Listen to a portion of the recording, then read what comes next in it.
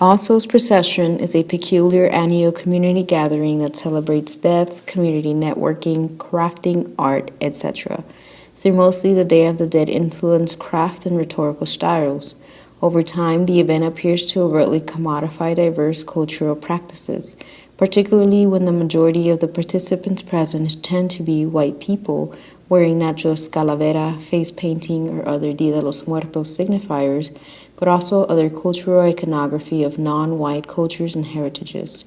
Not to erase the presence of people of color's participation in the event, but it is important to note which bodies are most visible.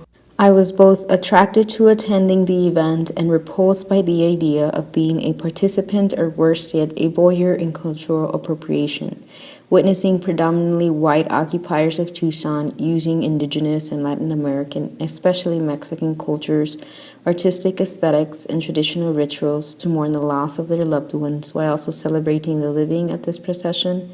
Upon reflection, I became concerned with having become another body, reaffirming and validating this event's problematic nature, especially when the participants' potential ahistorical and apolitical views on how the event and the craft that they invest in is both colonizing and recolonizing ideas in the geographical space that it moves through.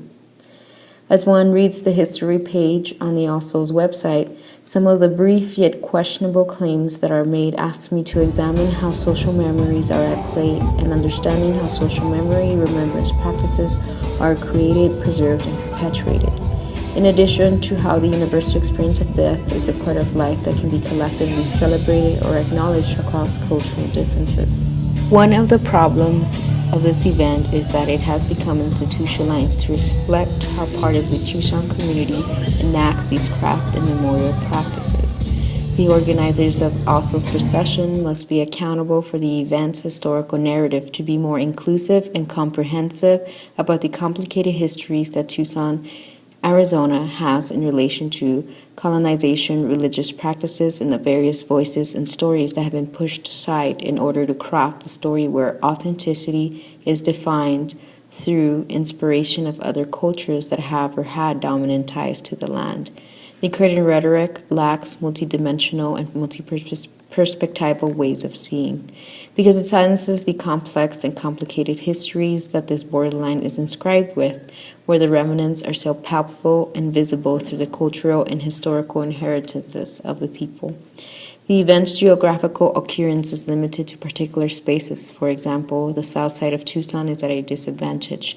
The event we were both present at took place in areas where the businesses are at the heart of the space, downtown Tucson, where such places are rejuvenated through opening of condos, new shopping stores.